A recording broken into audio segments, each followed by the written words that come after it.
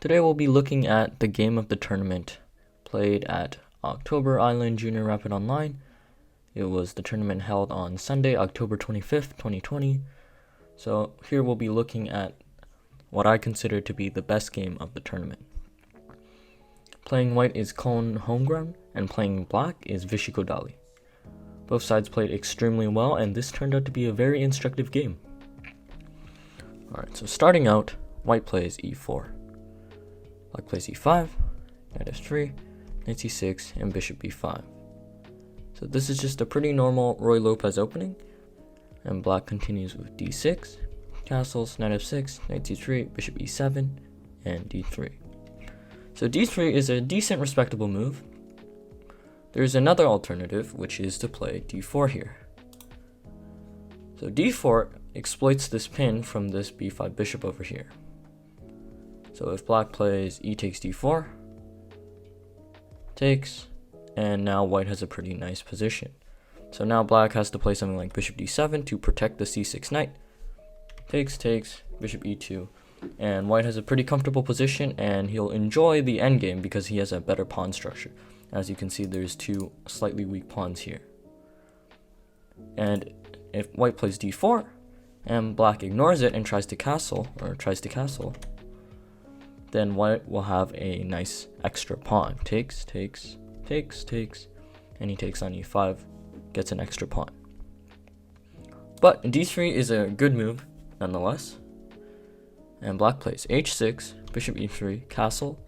And here white plays a very interesting move. White plays king h1. And it's an interesting idea. So white's idea is to play h3, followed by rook g1 and g4, storming the black king side.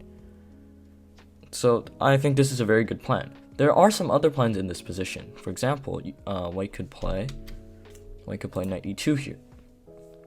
Knight e2 maneuvers the knight to a better place, so to this g3 square, where it supports e4 without getting in the way of this c pawn. And so here black can play a6, takes, knight g3, bishop d7, c3, and here you can see white is planning this d4 pawn push. So this would be another alternative plan for white. But white plays king h1. It's a very interesting idea. And black responds with bishop g4. So I think this is a mistake. This is playing into white's plans, and it's allowing him to play h3 for free. What black has to do here is try to find counterplay. So here, black has to play on the queen side. So black has to play something like a6. Takes, h3. Continuing the plan, c5, rook g1, rook b8. Black needs to try for some counterplay on the queen side, something like attacking this pawn on b2. Otherwise, he's going to be forced to defend passively, waiting for his king to get mated. White has to deal with the queenside threat. Let's say, for example, white ignores this queenside threat.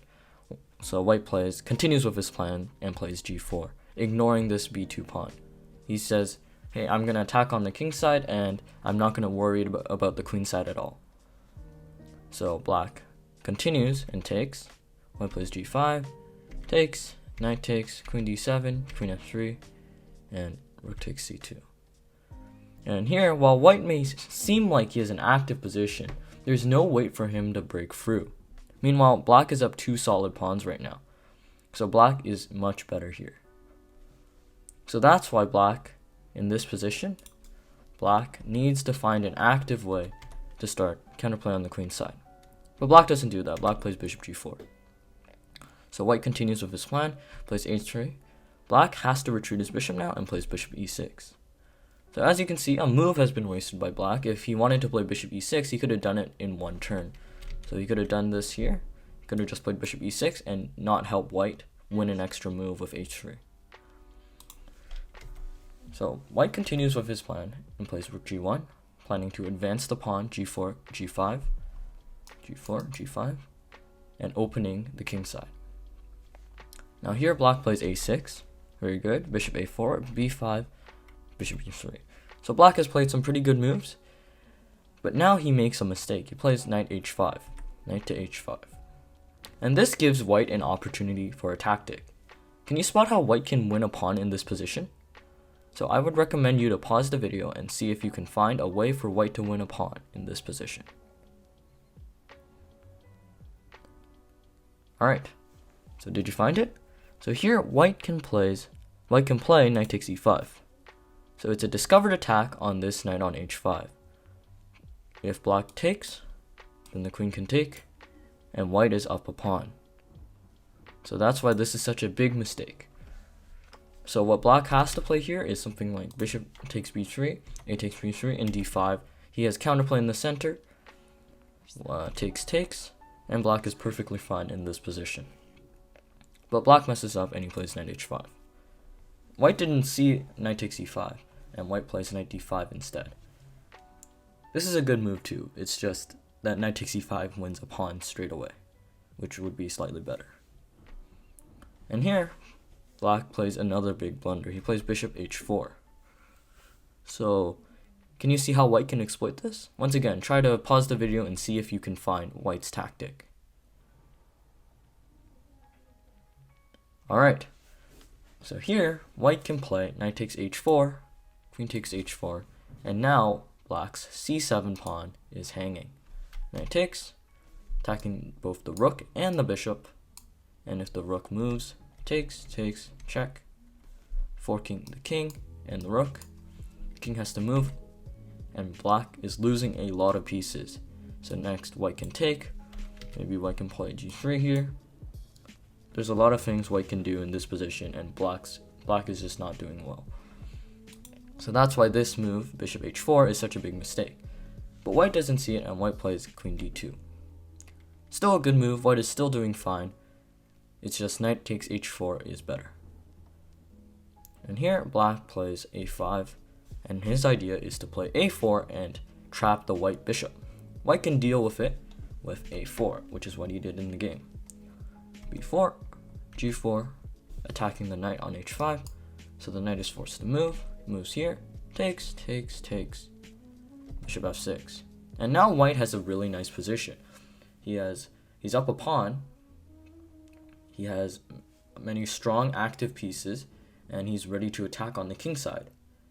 But here, white should try to solidify the center before attacking on the wing. So g5, which is what white played, is a little bit rushed, because now black has the move of bishop takes b2. And now white, it's not so clear anymore. White may not be better, only by a little bit maybe. So here, what white should have played is d4.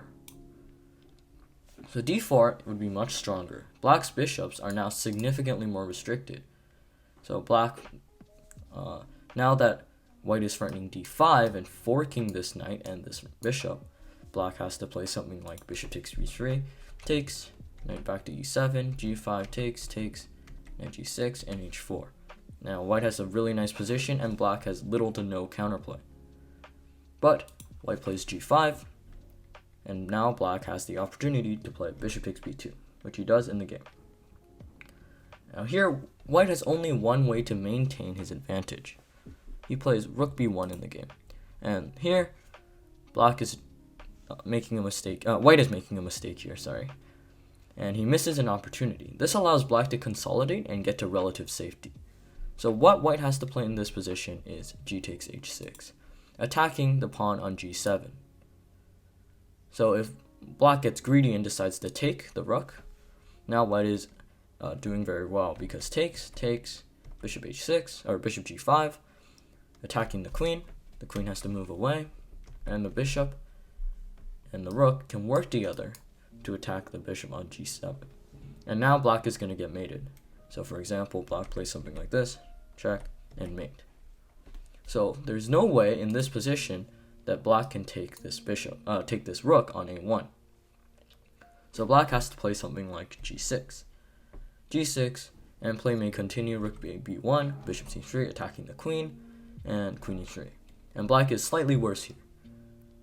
So white still has a tiny little advantage here. His king is not very safe, and white still has some pretty active pieces, but black is holding on for sure. But instead, here takes, white plays rook a b1, attacking the bishop. Now here, black can play bishop c3, queen c1, and now black is doing fine here. Here he can play h5, and then by closing the position, white doesn't really have an attack. So without an attack, white is actually slightly worse. Black c3 bishop is really strong here and is controlling definitely a lot of squares. But black plays h takes g5, which isn't the best move, but it's also alright. So white plays bishop takes g5, attacking the queen on d8. And black plays bishop f6, which is the final blunder. So what black should have played here, black should have played queen d7, and black is doing fine in this position. He has a really strong c3 bishop covering g7. He has some nasty threats like attacking this h3 pawn, and white has to be very careful here. If white plays something like the careless bishop h6, or maybe you're white and you're trying to say attack this g7 pawn, you're like, oh, let me attack this g7 pawn. Well, after something like bishop takes b3, c takes b3, queen takes h3 check, knight h2, bishop e5, black is now the one playing for a win, and white is in a lot of trouble. But black didn't see this in the game, so bishop takes g5, and black played bishop f6. So now white has one very good move that can force black into weakening the defenses of his king. So white plays queen f4, a very good move. White attacks this bishop, and if black does nothing here, if black plays something like rook b8 doing nothing, then white can easily just take, and now black is in trouble. There's a pin, and black cannot take back. It's illegal. So in this position, black is forced to play bishop takes g5, which he does in the game. And now white plays knight takes g5. So even though black played what was the only move in the position, white is still having a much better position. White has many powerful threats here, and black can't stop them all. So black plays bishop takes h3, and white plays queen h4, attacking or threatening checkmate on h7. Black only has one way to deal with it, which is to sacrifice his queen, takes, and now there's no way for black to avoid checkmate. A really well played game by both sides. White managed to wield a strong attack, blowing his opponent off the board. He opened the g-file, activating his rook, and he brought many of his pieces close to the attack, a textbook example of conducting a killer attack. Black made the mistake of defending passively. He was unable to generate any counterplay and was forced to sit there as his opponent's attack became stronger and stronger, until it was eventually undefendable. Overall, really good play by both sides. I hope you found this interesting, and maybe you learned something new today. Thanks for watching, and I hope to see you at the next tournament.